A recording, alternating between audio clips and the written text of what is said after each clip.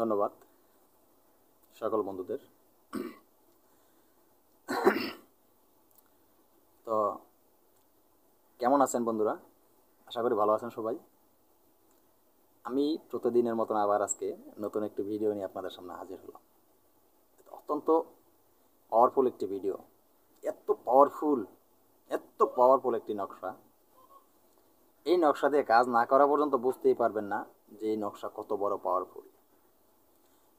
তো আজকে যে নকশাটি আপনাদের সামনে নিয়ে হাজির হলাম, এই নকশাটি শত্রুকে খতম করে দেওয়ার জন্য।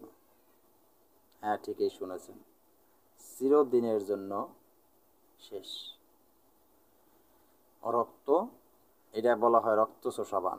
এই রক্ত চোষা বাণ যদি আপনি মারেন, আপনার শত্রু শেষ, আর ঘুরে দাঁড়ানোর সুযোগ থাকবে না।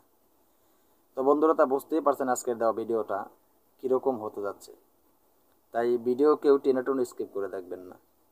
আর একটি কথা হলো, আমার ভিডিও আমি এত সুন্দর কেন দেই? আপনাদের চ্যানেলের ভিতরে এত সুন্দর সুন্দর ভিডিও এই অল্প সময়। আমি বলেছি আমার চ্যানেল অলৌকিক শক্তি, আমার সাথে থাকলে আপনারা কবিরাজি কাজ শিখতে পারবেন। তাই আপনাদেরকে আমি তন্ত্র মন্ত্র যন্ত্র টোটকা বিভিন্ন ধরনের ভিডিও দিয়ে থাকি শেখার জন্য। তো বন্ধুরা, আজকের দেওয়া এই যে নকশাটি, এত বড় পাওয়ারফুল নকশা আমি দিয়েছি আপনাদের শেখার জন্য। শিখে রাখবেন, এক সময় কাজে লাগবে। এখন যদি আপনি আমার এই নকশা এখান থেকে যে আমার এই দেওয়া তন্ত্রমন্ত্র যন্ত্র বা নকশা দিয়ে আপনি এখান থেকে শিখে যদি আপনি কোনো অবহিত কাজে ব্যবহার করেন, অবহিত কাজে ব্যবহার করে যদি আপনি বিপদে পড়েন বা ব্যর্থ হয়ে যান, আমি আমার চ্যানেল কর্তৃপক্ষ দায়ী থাকবো না। এই কাজ সম্পূর্ণ নিজ দায়িত্বে করতে হবে এবং গোপনে করতে হয়। এত ভয়ঙ্কর কাজ। তবে একটা কথা বলে দিচ্ছি, গুরুর অনুমতি ছাড়া কিন্তু এই ধরনের কোনো কাজকর্ম আপনারা করবেন না। কারণ গুরুর অনুমতি না থাকলে যে কোনো মুহূর্তে আপনার বিপদ হয়ে যেতে পারে। তো আমার অনুমতি আপনারা তখন পেয়ে যাবেন আমার দেওয়া ভিডিওটি দিয়ে। যখন আপনি নকশা দিয়ে কাজ করবেন, তো আমার চ্যানেলটি সাবস্ক্রাইব করে পাশে থাকা বেল আইকনটি বাজিয়ে নোটিফিকেশন যখন আপনি অন করে দিবেন, তখন আপনি আমার অনুমতি পেয়ে যাবেন। আমি তখনই আপনাদেরকে অনুমতি দেব যখন দেখব যে না, আপনারা আমাকে সাবস্ক্রাইব করেছেন, আপনার চ্যানেল আমাকে লাইক দিয়েছেন। আমি এত কষ্ট করে ভিডিও বানাই আপনাদের জন্য। আপনারা একটি লাইক দিলে বা আমার চ্যানেলটি সাবস্ক্রাইব করলে আমি দেখি আপনারা আমার সাথে আছেন, আমার মনে আরও আনন্দ লাগে, উৎসাহ জাগে, যাতে আমি আপনাদেরকে আরও ভালো ভালো নতুন ভিডিও দিতে পারি বন্ধুরা। কারণ লাইক দিতে একটা টাকা পয়সা লাগে না, শুধু আপনাদের একটা ভালোবাসা আমি বুঝতে পারি। আর আপনারা যদি লাইক না দেন, সাবস্ক্রাইব না করেন, তাহলে আমি কিভাবে ভিডিও দিতে পারি বলেন? এত কষ্ট করে ভিডিও দিই আপনাদের ভালোবাসার জন্য, আপনাদের শেখার জন্য। তো বন্ধুরা, কথা না বাড়িয়ে আমি ভিডিওর মূল আলোচনায় চলে যাব। তো আজকের দেওয়া যন্ত্রটি আপনারা ভিডিওর শেষে পেয়ে যাবেন। যন্ত্রটি যেভাবে অঙ্কন করা আছে ঠিক হুবহুব সেভাবে অঙ্কন করে নেবেন। কারণ এই বিদ্যা কিন্তু ছেড়ে কথা বলে না। আমি বারবার বলি, আমার গুরুমুখী বিদ্যা আমার ডায়েরি থেকে সরাসরি আমি আপনাদেরকে দিচ্ছি। তো বন্ধুরা, এই যে নকশাটি, আজকের দেওয়া যে নকশা, এই নকশা আপনি কীভাবে অঙ্কন করবেন এবং কী দিয়ে অঙ্কন করবেন, সেই নিয়ম কারণগুলি আমি বলে দিয়েছি সঠিকভাবে। তাই বলছি, ভিডিও যদি আপনার টেনে স্কিপ করে দেখেন, আমি যে নিয়ম বলে দিয়েছি সঠিক নিয়ম আপনি শুনতে পারেন নাই। সঠিক নিয়ম না শুনে আপনি যদি ভুল নিয়ম শুনে ভুলভাবে কষ্ট করে যন্ত্র প্রয়োগ করেন, আপনি ব্যর্থ হয়ে যাবেন বা বিফলে যাবেন। আমি কিন্তু তখন বলবেন যে এই নকশা কোনো কাজ করে না। না বন্ধুরা, আসলে আপনি ভুল নিয়ম শুনে ভুলভাবে যন্ত্র প্রয়োগ করেছেন, তাই আপনার কোনো কাজে আসেন না, আপনার সম্পূর্ণ কষ্ট ব্যর্থ হয়ে গেছেন। তাই বলবো, ভিডিওকেও টেনে টুনে দেখবেন না, সুন্দর করে স্কিপ করে দেখবেন, সুন্দর করে নিয়মগুলো শুনে নেবেন, সঠিক নিয়ম মতন কাজ করবেন, আপনার কাজে কোনো মিস হবে না, 100% আপনি কাজ পাবেন। তাই নিয়মগুলি বলে দিচ্ছি, মনোযোগ সহকারে শুনে রাখবেন। তো বন্ধুরা, আজকের যে এই নকশাটি আপনার জন্য নিয়ে এসেছি, এই নকশাটি আপনার অঙ্কন করতে হবে অমাবস্যার রাতে। আপনি এই নকশাটি অঙ্কন করবেন অমাবস্যার রাতে, মনে রাখবেন। এই নকশাটি অঙ্কন করবেন অমাবস্যার রাতে, সুন্দর করে দেখবেন সাদা কাগজের উপরে আপনি অঙ্কন করবেন। আপনি কি দিয়ে অঙ্কন করবেন? আপনি কবুতর ধরে রাখবেন। যদি এই নকশাটি যদি পুরুষের জন্য করেন, তাহলে একটা পায়রা কবুতর কিনে রাখবেন। জালালি কবুতর হতে হবে, যে কোনো কবুতর হলে কিন্তু হবে না। দেখেন, অনেকেই নকশা কবুতরের রক্ত দিয়ে লিখতে বলে, কি কবুতর সেটা বলে না। তো আপনারা আমি বলে দিলাম যে জালালি কবুতর হতে হবে। জালালি কবুতর যদি পুরুষের জন্য করেন, আপনি এই বানটা মারেন, তাহলে পায়রা কবুতর লাগবে। আর মহিলার জন্য যদি এই বান মারেন, তাহলে পায়রি কবুতর লাগবে। তো বন্ধুরা, যদি আপনার যে কবুতর যার জন্যই করবেন আপনি সেই ধরনের কবুতর নিয়ে নেবেন। সেই কবুতর এই অমাবস্যার রাত্রে আপনি সেই কবুতর জবাই করে নেবেন। জবাই করে সেই কবুতরের যে রক্ত হয়েছে সেই কবুতরের রক্ত দিয়ে আপনি এই আমার এখানে যে আমি অঙ্কন করে যে নকশা দিয়েছি, এই যে নকশা, এই নকশা তো অঙ্কন করবেন যে এইরকম সুন্দর করে এইভাবেই, এই যে নকশা দিয়েছি এইভাবে একটি পুতুল তৈরি করে নেবেন। এই নকশার মতন একটি ছেলে হলে ছেলে পুতুল, মেয়ে হলে মেয়ে পুতুল তৈরি করে নেবেন। নিয়ে তারপরে সুন্দর করে আপনি এই নকশাটি আরও শক্তিশালী হবে।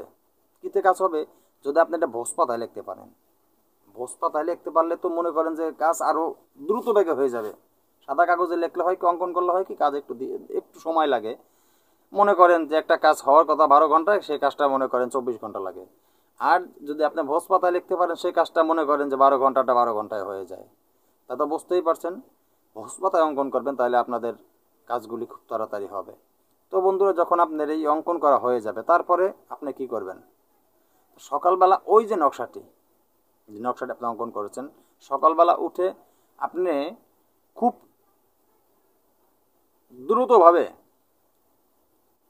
দ্রুতভাবে শ্মশানের যে কাঠ কয়লা থাকে, পোড়ার পরে যে কয়লা কাঠ থাকে, অর্ধেক পোড়া অনেক কাঠ থাকে, সেই শ্মশান থেকে আপনি যখন এই অমাবস্যা রাত্রে আপনি শ্মশান থেকে আধা পোড়া যে কাঠ, একটু কাঠ নিয়ে আসবেন। সেই কাঠে আপনি অগ্নি প্রজ্বালিত করবেন সকালবেলা। অন্য অন্য কাঠ তার সাথে মিশ্রণ করতে পারবেন, কিন্তু আপনি আম কাঠ দিবেন। অন্য যে কোনো অন্য কাঠ দিলে আপনার আম কাঠ দিতে হবে, না হয় বহেরা কাঠ দিতে হবে। কারণ আপনি ওই নকশা প্রজ্বলিত করতে হলে যে কোনো কাঠ দিয়ে আগুন প্রজ্বলিত করলে কিন্তু এটা হবে না। আম কাঠ দিতে হবে, আর নয়তো বহেরা কাঠ দিতে হবে। তো বন্ধুরা, বহেরা কাঠের অভাবে আমরা আম কাঠ দিয়ে কাজগুলি করে থাকি। তো যখন সেই অগ্নি যখন ধাউ ধাউ করে জ্বলে উঠবে, এত বড় প্রভাবে অগ্নি জ্বলে উঠবে, তখন এই যে নকশাটা, এটা ব্যবহার করা প্রয়োগ করা খুব সোজা। ওই নকশাটা আপনি ওই আগুনের ভিতর দিয়ে দিবেন। তো আগুনের ভিতর আপনি যে দিয়ে দিবেন, আগুনের ভিতর দিয়ে দিতে হলে এখানে ছোট্ট একটা মন্ত্র আছে, সেই মন্ত্রটি কিন্তু আপনাদের জপ করে নিতে হবে। খুব ছোট্ট, কারণ যন্ত্র এত সুন্দর যে মন্ত্রটি আমি সুন্দরভাবে কণ্ঠস্থ বলে দিব। এই মন্ত্রটি আপনারা 108 বার পাঠ করতে হবে এই নকশা আগুনে দেওয়ার আগে। এই মন্ত্রটি 108 বার পাঠ করে 108টা ফু দিতে হবে এই নকশার উপরে। তারপরেই আপনি নকশাকে আগুনে দিবেন, তার আগে আগুনে দিবেন না। তো মন্ত্রটি আমি কণ্ঠস্থ বলে দিচ্ছি বন্ধুরা, তো সুন্দর করে আপনারা শুনে নেবেন, আর যন্ত্রটি ভিডিও শেষে পেয়ে যাবেন। তো মন্ত্রটি হলো কি, মনোযোগ দিয়ে শুনবেন। ওম নম তিলকেশ্বর, তিলক মহেশ্বর, ত্রিলোক জয়, ওম হ্রিং শ্লিং ক্লিং সোহা। আবার বলে দিচ্ছি যন্ত্রটি আরও একবার আপনাদের সুবিধার্থে। আমি আস্তে আস্তে বলি, আমি কিন্তু দ্রুত বলি না। কেন বলি না? যাতে আপনারা বুঝতে পারবেন না দ্রুত বললে, যে না, আস্তে আস্তে আবারও বলে দিচ্ছি আমি আপনাদের বোঝার জন্য। ওম নম তিলকেশ্বর, তিলক মহেশ্বর, তিলক জয়, ওম হ্রিং শ্লিং ছয়রা ভালা দিঘি অনেশ্বর, শ্লিং ক্লিং কয়লালয় দিঘি অনেশ্বর, ক্লিং সোহা। তো বন্ধুরা, এই মন্ত্রটি 108 বার আপনি পাঠ করে 108 বার ওই নকশার উপরে ফু দিয়ে তারপরে আপনি এই নকশাকে ওই আগুনে দিয়ে দিবেন। এতটুকুই আপনার কাজ। আগুনের নকশাটি পুরো হয়ে গেলে আপনি আস্তে করে কিছু ঘরে চলে আসবেন, ওখানে আর আপনি থাকবেন না। তো এই আগুনটি আমি মনে করি যে কোনো নির্জন স্থানে দূরে গিয়ে আপনি এই অগ্নিটি প্রজ্বালিত করা ভালো, কারণ তাহলে ওখানে আর আপনার যেতে হবে না। আর আপনার বাড়ির ভিতরে বা ঘরের ভিতরে যদি এই কাজ আপনি করেন, তো তাহলে রেজাল্ট তাড়াতাড়ি আসে না, কারণ ওইখানে আপনার যেতে হবে। ওইখানে আপনি কাজ করেছেন, ওইখানে আপনার যেতে হবে। কাজের স্থানে আপনার না যাওয়াটাই ভালো। এই জন্যে আমরা বলে থাকি যে কাজ আপনার শেষ হয়ে গেলে আপনি পিছনে না তাকিয়ে সামনে চলে আসবেন। তো বন্ধুরা, আজকের ভিডিওটা এতটুকুই ছিল। তো বুঝতেই পেরেছেন কত বড় পাওয়ারফুল ভিডিও, তাই ভিডিওকেও টেনে টেনে স্কিপ করে দেখবেন না। সুন্দরভাবে নিয়ম শুনে নিয়ম মতন কাজ করেন, আপনি 100 মতন কাজ পাবেন। তো বন্ধুরা, ভালো থাকবেন সবাই। নতুন কোনো ভিডিও নিয়ে আসার আগ পর্যন্ত আল্লাহ হাফেজ।